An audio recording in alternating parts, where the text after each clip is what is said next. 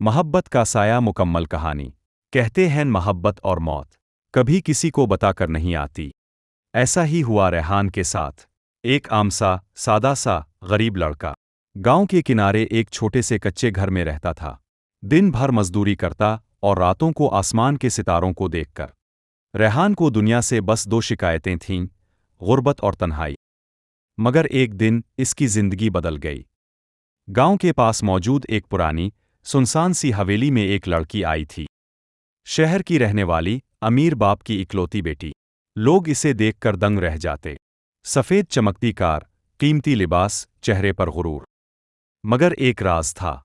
माया का चेहरा जितना खूबसूरत था, इसकी आंखें इतनी ही खाली थीं, जैसे कुछ खो चुकी हो, जैसे किसी कैद में हो।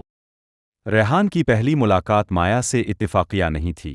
किस्मत ने दोनों को एक मोड़ पर लाके खड़ा किया, जहां दिल टकरा गए। रेहान को लगा जैसे वो दुनिया की सबसे हुसैन चीज़ देख रहा है। माया को लगा जैसे बरसों बाद किसी ने इसकी खामोश चीख सुनी हो। रफ्ता रफ्ता दोनों के बीच एक रिश्ता बनने लगा। छप कर बातें करना, आहिस्ता आहिस्ता मुस्कुराना, एक दूसरे को अपनी कहानी सिनन।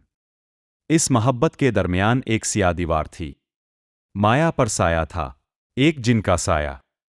कहते हैं माया के बाप ने दौलत के नशे में आकर एक जिन को कैद करने की कोशिश की थी, ताकि दुनिया की ताकतवर तरीन दौलत हासिल कर सके।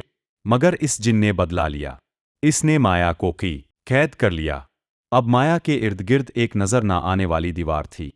जो भी इसके करीब आता, वो साया इसे खत्म कर देता। रेहान के साथ भी यही होने लगा। पहले इसके इर्द गिर्द अजीब वाकयात हुए। रातों को दरवाजे बजने लगे। रेहान के कमरे में साया। मजदूरी के दौरान इसके सर पर कोई बोझ सा महसूस होता। लोग समझ गए, मगर रेहान ना समझ सका। शायद समझ कर भी नज़रअंदाज करता रहा, क्योंकि इश्क साये से नहीं डरता। माया ने कई बार रेहान से कहा, रेहान, दूर हो जाओ मुझसे, मैं तुम्हें खोना नहीं चाहती।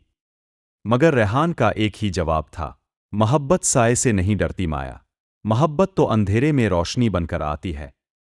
फिर वो दिन आया, जब जिनका कहर मुकम्मल तौर पर टूट पड़ा।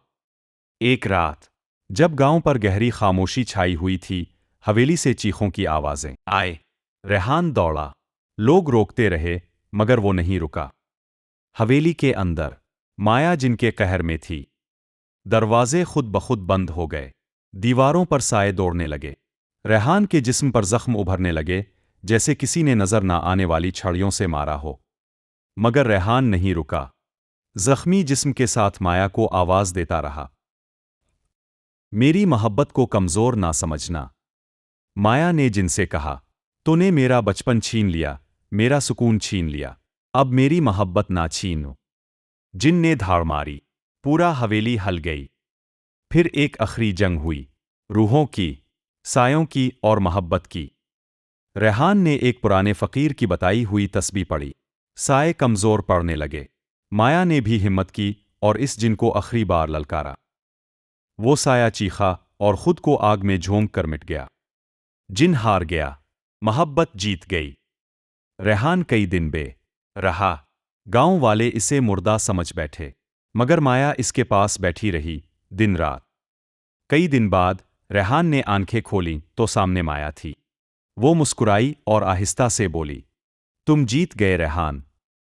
नहीं माया, मोहब्बत जीत गई।